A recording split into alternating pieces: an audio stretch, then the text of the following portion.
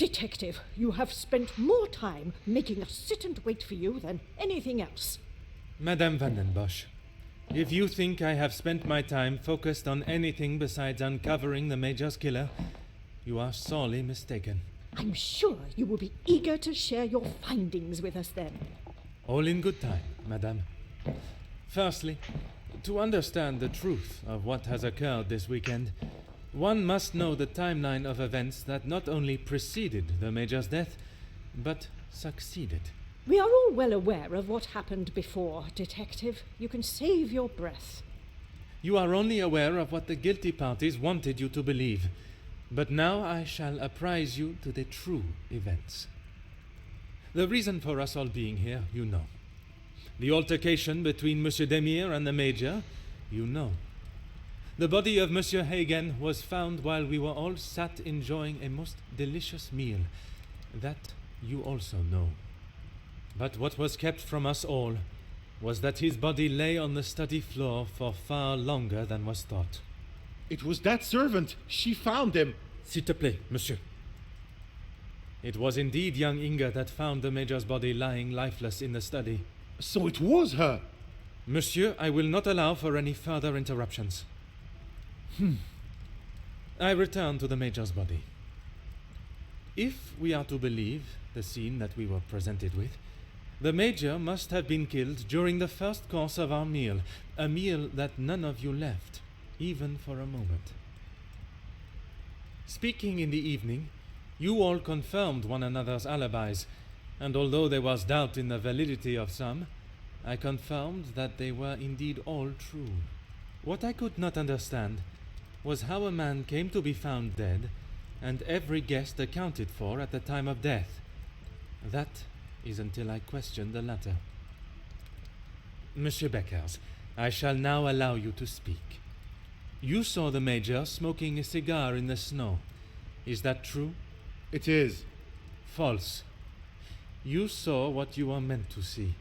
Someone in the Major's coat standing outside, giving the illusion that the Major was still very much alive. Monsieur da Silva, on the afternoon of the Major's death, do you recall hearing a telephone ring? Now that you mention it, I have not heard a single ring all weekend. Correct. The telephone lines have been down for the duration of our stay, meaning the telephone call that was received and promptly directed to the Major's study was yet another act of trickery and deceit. But it did not end there. When I entered the study for the first time, it was obvious someone had already been there and falsified the scene to stage a burglary and clear away important evidence, including the murder weapon. What followed was an investigation that had already been hindered. But even those lengths were not enough to derail me for long. I think we have all had enough of your self-praise, Detective. Perhaps you would like to tell us who killed him now? Madame, as I'm sure you would expect, it is not as simple as that. What many of you do not know is the discussion that was had between the Major and Monsieur Beckers earlier that day. What has that got to do with anything? I told you I didn't kill him. That I know to be true. What you do not know is that it was not only his ears that heard your spoken words. I hope you are not implying I had something to do with it. No, madame, there was another. Mademoiselle Elisabeth. You are all aware that the Major was hired by Monsieur da Silva to front the security during the workers' strikes. What very few of you know is that it was the Major's order that instigated the vicious attacks on those unarmed men and resulted in numerous deaths, including Mademoiselle Elisabeth's fiancé, Luc. Monsieur Beckers confronted the Major, declaring that he was to hand himself in. That is what Mademoiselle Elisabeth overheard. Now, knowing the truth, she waited until the Major was away from his study. After he stepped outside, following the confrontation with Monsieur Demire's fist, it looked to be the perfect opportunity, or so she thought. The Major returned and found her looking for the proof she required to hand him over to the authorities. If the maid bumped him off, why hasn't she been arrested? The events that followed in the study are not those of a cold-blooded murder, but one of a young girl that had no other option but to protect her own life. Sounds to me, Detective, like you have taken a shine to this young girl and would rather protest her innocence than arrest her for murder, the crime she has committed. Jeez, this is gonna make for a juicy story. Mademoiselle, I ask you this. You have seen the Major's anger before, oui? What if I have? How do you think he would have reacted if someone was to find proof that he had committed a terrible act, and that, if made public, would surely result in his incarceration? Exactement. It is quite the story you have told, Detective, but all I have heard is that Elizabeth overheard a conversation blaming the Major for her fiancé's death, and she murdered him in revenge. A servant killing a man that is as revered as he was. She will face the noose. I am not denying that a man has lost his life, but it is not the crime of murder that you all believe. While the Major did not deserve to die in such a way, it was his actions towards Mademoiselle Elizabeth that drove her to defend herself in any way she could. Mademoiselle Elizabeth will be punished, but we will let the law decide the severity of her punishment.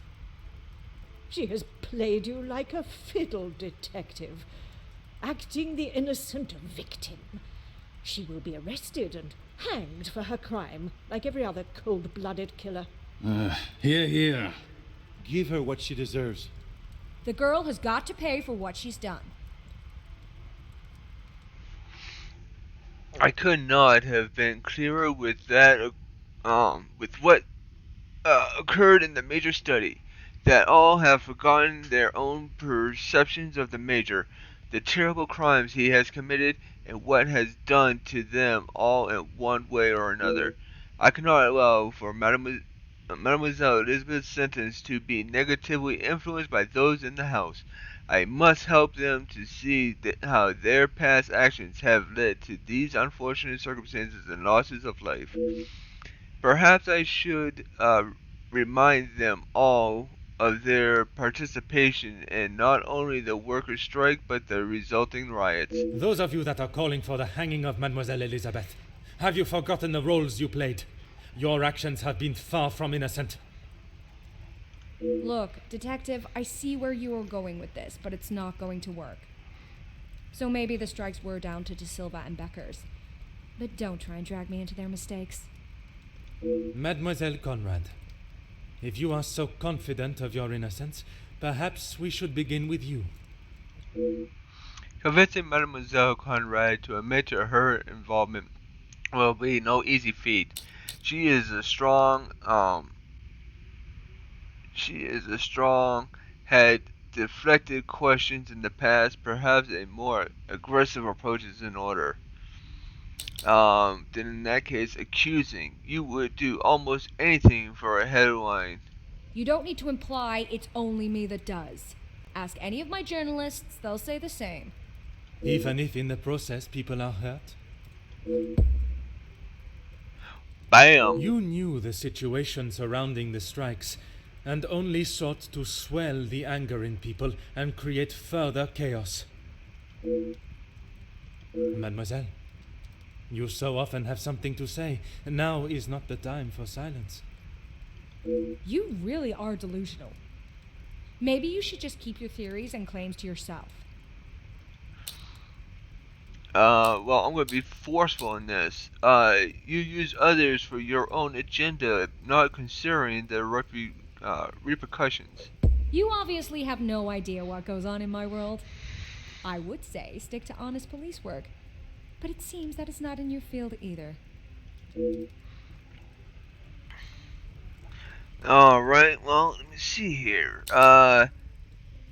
Frustrated, you cannot honestly believe that what you have done is acceptable, or disgusted. You have allowed others to fall while you walk proudly across their backs.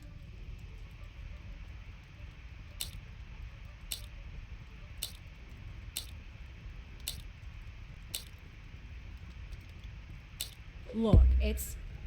Mademoiselle, I do not have time for your excuses. Do you wish to state your direct involvement, or should I? It's not... Okay, fine. Yes, the story was going nowhere. There was a deal on the table, and it was going to be done and dusted. Everything you said is true. I wanted the story. The scoop that would have blown the others out of the water. I never wanted anyone to get hurt. But I can see what I did wasn't right. I didn't think you had this side in you. I can see now why Angeline asked for you personally. You're not like other cops. It's clear it's the law and doing the right thing through and through with you. If you say it was self-defense, I believe you. We can't just forget what that girl has done. It's not Jackie's fault, or any of ours, that she decided to do what she did. Monsieur Beckers, you are the last person I expected to defend Mademoiselle Conrad. We talked only last night, and correct me if I am wrong, but you have already declared the role you played. To me, at least. Yes, we talked. It's just not fair of you to attack Jackie like that, putting words in her mouth until she succumbs to your plan. I know enough of Mr. Beckers to know that pushing him will not yield the results I need. Playing the role of an ally may be the best way to approach him. So we go clinical. You did not consider how a strike could turn violent, endangering your men? This is ridiculous. It was a peaceful strike. We only wanted what was deserved. Surely you do not think I sought to worsen the situation? Monsieur Beckers, you have taken the words from my mouth. Jackie was documenting everything to do with the strikes. She wanted our story to be heard and wanted to know how I was handling the negotiations. And they were handled by yourself? Naturally. If I cannot handle simple negotiations, I am not fit to be in the position I am in. Sarcastic. You take great pride in your work. Are you proud of the decisions made during the strikes? I was only pushing for what my men deserved, what they needed. Hindsight is a wonderful thing, Detective. Surely you must know that. Nothing is ever simple, Detective. I'm sure you understand that better than anyone. We'll go neutral with this. You have fought for those that do not have a voice. Surely you will not allow another one to be lost in the wind of social discrimination? You're right, Detective. I have tried so hard to deny my part, but I know only too well that my decisions led to the death of those men. I know I cannot excuse what I've done. I just want you all to know that I am not a hateful or malicious man. I only wanted to prove that I was the right man. I have lived in other shadows for so long.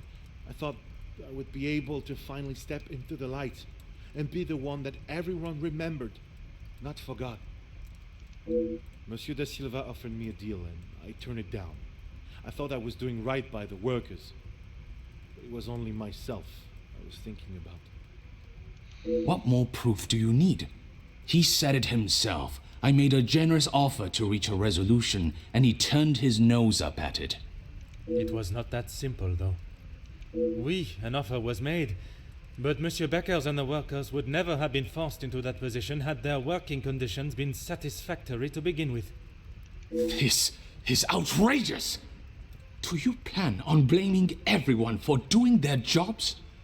I suppose it makes you feel better about yourself, doesn't it? Although Monsieur de Silva eventually opened up, he was offensive when we discussed the matters of his blackmail, and that was a private conversation behind closed doors. I cannot imagine he will be forthcoming in front of the other guests. He is going to need some convincing to admit his faults again. So direct. If you were simply doing your job and treating your men fairly, there would not be a strike to talk about. Or insulting. I have never heard such a pathetic attempt to justify one's action. The problem stemmed from you and your decisions. We'll go direct. It may be a big deal to you, but I am used to work as not being happy with something. And most of the time, that unhappiness is directed at me. When you're in charge of your own factory, you'll understand. I handle the situation the best I could. If you think otherwise, maybe you have proved us all right that you aren't the great detective you claim to be.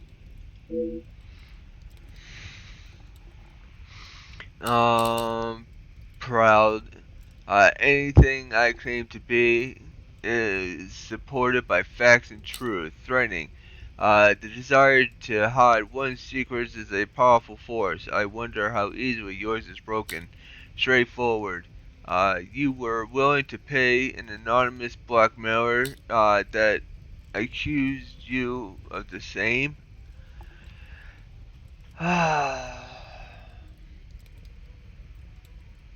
Wow. I was gonna go straight forward with this one, but I think I'm gonna go threatening. Do your worst, Dang detective. it. I have spent years That building hurt. my name, my reputation. This is all just a feeble attempt to strike some kind of fear into me. Monsieur da Silva, you seem to have forgotten our previous conversations. I recall them just fine, thank you. A police officer trying to manipulate facts to fit his own agenda. Shocking. I'm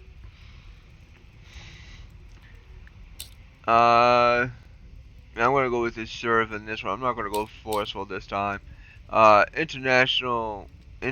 Intentional or not, your arrangements with the Major kindled the fire that started the riots. Do you really think this is the first time blame has fallen at my feet? Although I don't think I've seen someone try so hard before to even convince themselves of what they are saying. Have you not learnt enough already from having your factories closed? If you have any hope to return to normality, you must admit your faults and accept the repercussions. Apparently anyone can become a detective now. I really don't know how you gained your title. Yeah, we're gonna have to start this one all Through over again. order and Order? There's no order in beating down who you consider suspects until they have no other option but to admit something, guilty or not. Monsieur da Silva, you have stood steadfast, and your opinion on your involvement has not wavered. Detective, you would do well not to anger my friends. It was not my intention. I only want those responsible to be held accountable for their actions. The Major's death does not fall on one person alone. Does your position on Mademoiselle Elizabeth's guilt remain the same? Even after all your attempts, Detective, Felix was still murdered.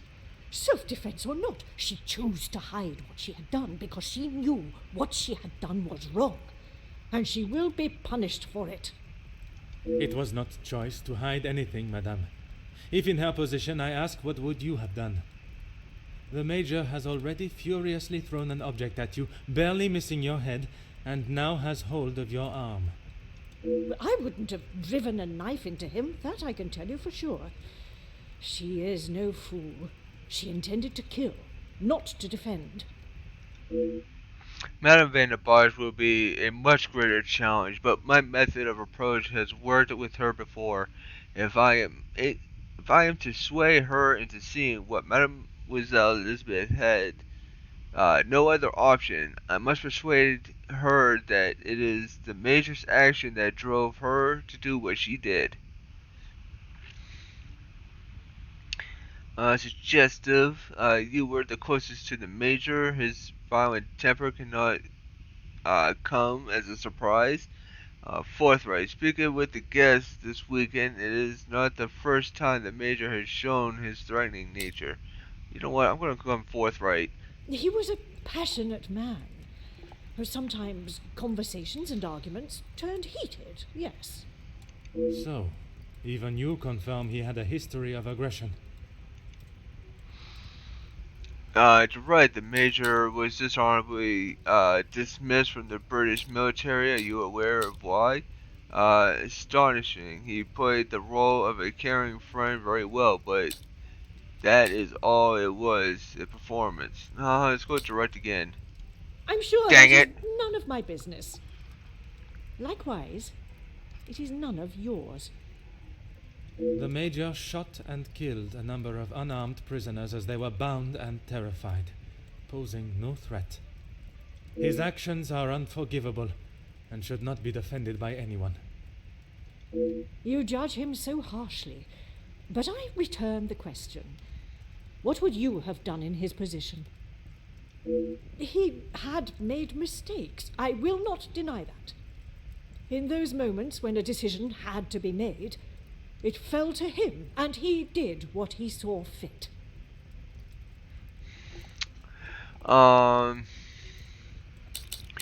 Making a poor decision once is a mistake. Making it twice is a choice. And what of the mistreatments that you received from the Major? You cannot justify that. The Major ordered the attack of unarmed workers. Sure, you cannot condone. Dang it! I didn't know know. the circumstances of it. If he made that choice, he must have thought there was no other option. S'il te plaît, madame. I ask that you consider everything you know of the Major carefully. My friend has been murdered in cold blood, and you have the gall to ask me to save her? I will see to it that your superiors know of your crooked tendencies and wavering morals. Elizabeth will hang for this. There is no more a fitting punishment for her crime. I knew that you had a cold heart, but never would I have expected to see you turn on a young girl so cruelly. Excuse me? She may have been the one that held the knife, but look at the monster that stood before her. It could not be clearer the type of man. No, I shall refrain from offending men everywhere. The type of creature that he was. He bribed, he extorted, he murdered. And yet when he attacks a young girl and she does us a favor and stops him for good, she is punished. I'm sorry, Margot, but I am struggling to understand why you have involved yourself in this affair. Because that girl does not deserve your judgment. You should be ashamed of yourself. You all should be for allowing this to happen. Countess, I have talked at length of the Major's death, but not the reason for my invitation in the first place. When I last gathered you all together, I spoke of a blackmail ring that was rife in the area, and then of the letter that the Major had received. Mademoiselle Angeline requested my help personally after she received such a letter threatening her family name. She felt I was the only one that could uncover the truth. And uncover the truth I have. Get on with it, detective. Who dared try and extort my family and then have the gall to allow me to welcome them into my home? If it was not for the honesty of a young servant, I would perhaps still be looking for the For goodness sake, it was me. Margot, how could you? While it looked as though the Countess was helping the young women at the shelter, she was in fact only finding them positions of employment in wealthy homes to gather information on them and learn secrets that she would ultimately be able to use against them. Monsieur da Silva fell victim to her network of moles and was in turn blackmailed. It was quite the prosperous setup you had, knowing that they would not be prepared to lose their social standing if a secret was to find its way from where it had been hidden for so long. That cannot be true, Margot. How could you do such a cruel thing? That is rich, coming from you. You are one of my oldest friends. High and mighty Madame Van den Bosch. You think you can do what you wish when you wish it and there will be no repercussions. You are as bad as all of them. If I do not get a straight answer out of you, I will march you to the police station myself. I'm surprised it took the Major this long to start living with you. He must have been on the edge for some time. How dare you speak to me like that? In my own home. A home you share with the father of your daughter for so many years, and she still remains none the wiser. You have no right. Maman, Angeline? Have you heard what she has admitted to? She is merely trying to make herself... Is what she says true? Felix, he was my father? That is the secret that the letter was talking about, isn't it? You told me that we had nothing to hide. Detective Poirot, were you aware of this? Oui, mademoiselle. But it was not my place to repeat. I don't understand. What about father? your maman betrayed the love of a good, honest man and played away behind his back and then kept it hidden for all these years like a lady of the night with her client list. You will say no more. Angeline, I... Did Felix know? This is not an appropriate conversation. He knew, dear girl. He knew the whole time. It is only dear Edwin that was blind to their deceit. You will not talk of him like that. You will not talk of him at all.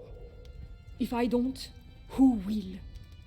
You never deserved him. You don't even deserve the memory of him. Countess, there is something that you still have not explained. What more is there for her to say? How long were you in love with the Viscount for? Margot? Is that true? We were destined to be together. And then you turned up, and I was all but forgotten about. But you were nothing more than friends. And you made sure of that, didn't you? From the day you arrived, it was all about what you wanted and what you had to do to get it. You didn't consider Edwin at all. He was just a purse to you. I loved my husband, and I miss him every day. Loved him enough to stray? Both of you, no more. Please, Angeline, let me explain. Maman, I do not wish to hear anything else from you. Not even your own daughter wants to hear your lies anymore. Cassandra van den Bosch, all alone. How dare you!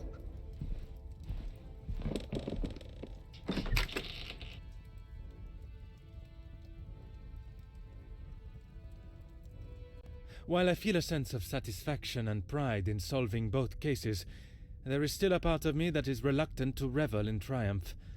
I am content with the unmasking of Comtesse de Vos as the blackmailer, and knowing that she will pay for her crimes. But it is the justice for Mademoiselle Elizabeth that worries me. She will stand in a court of law, and I can only hope that they can see she acted in self-defense.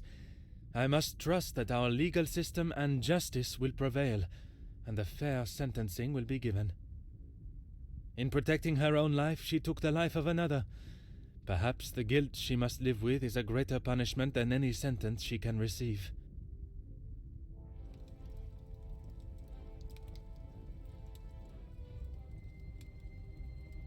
Comtesse de Vos was taken from Nemozinet House in cuffs and placed under arrest.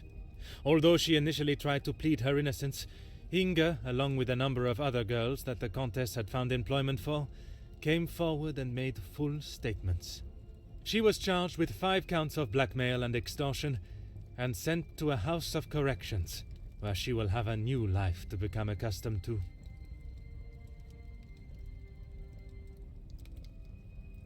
Monsieur Sterling and Mademoiselle Rihanna were also reprimanded for their participation. While they may not be facing time in prison, tampering with a crime scene and obstruction of a police investigation are certainly not something that houses and new employers will look positively on. Mademoiselle Angeline finally became Madame Demire, and together they took up residence in England, where Monsieur Demire continues to support and fight for fairness and equality in London. I am happy to say that we have remained in contact, and Madame Demire has become a regular correspondent of mine, and the latest joyous news is that they are expecting a child of their own. After Madame Vandenbosch's secret was revealed to the world, her position in the social hierarchy was no more, disappearing in a moment. While she still resides in Belgium, I believe she has had to adapt to a far more modest way of life. A humbling experience for her, I am sure. Madame Demire has not mentioned her maman in a single letter. After the discovery of her real father and how she had been lied to for so many years, I am not surprised if her departure from Belgium was somewhat an act of separation from her maman. Mademoiselle Conrad left Nemozinet House the same way she entered, confident in herself and audacious in her opinions. Her report of the Major's murder at the house and the surrounding blackmails became one of the most talked about stories of the year. While there were certain details of her own involvement that did not make it to print, she was really quite complimentary about the detective at the heart of the case. Monsieur da Silva tried to continue in his position as factory owner and business entrepreneur, but after his accounts and business dealings were investigated following the details of his blackmail being made public in Mademoiselle Conrad's article, his illustrious business empire began to crumble and is now facing an international corporate investigation. Monsieur Becker stepped down from his position as union leader, accepting that he was no longer fit to represent the workforce that, in his words, he had let down on a scale of unmeasurable proportion.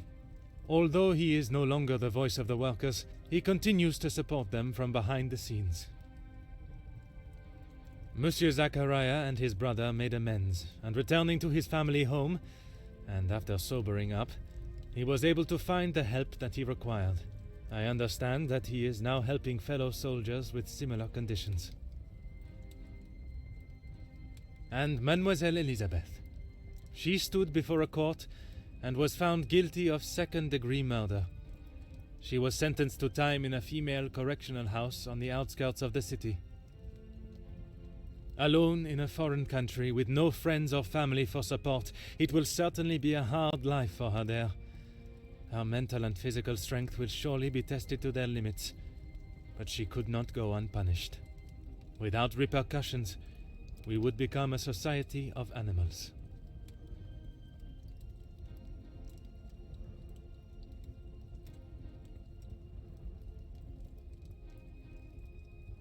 The death of Elizabeth's beloved Luc has been at the center of everything. Had those in positions to help not acted with only themselves in mind, perhaps he would still be alive today, and the Major would have paid the price for his own crimes in the eyes of the law, not at the blade of a knife. The blood of Major Felix Egan will remain on Elizabeth's hands, a stain that wherever she is and whatever she may do, she will never be able to wash clean. However, it will remain as a reminder to not only her, but all of us, of what we as human beings are capable of to protect ourselves. We all have something that may be considered shameful or sinful, and it is how we deal with it that shows our true character. Those involved in the riots, the workers' deaths, and the Major's killing believed themselves to be untouchable. Whether it was from their social standing or their confidence in themselves, they learned that everyone is accountable for their actions. There is no exemption because of the suit you wear or the money in your bank account. There is no price to a man's life. It cannot be bought or traded or discarded. No man is better than another, including Detective Hercule Poirot.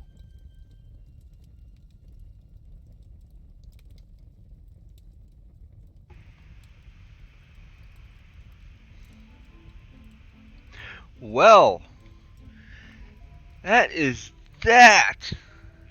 Interesting. Chapter 8 and Chapter 9 done. I couldn't stop to do Chapter 9 because, well, it went right into it and then just started talking and I had no control over it. Plus, I didn't really have to say much. Make a couple false decisions. But anyways, still ended up at the end. And whatnot. And that's that. All done.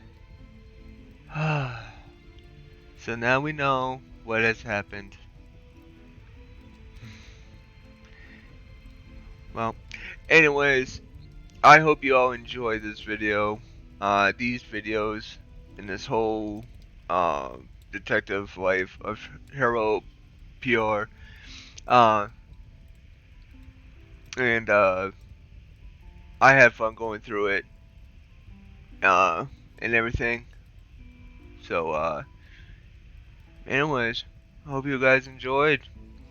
And, this is the end. Stay healthy. Bye.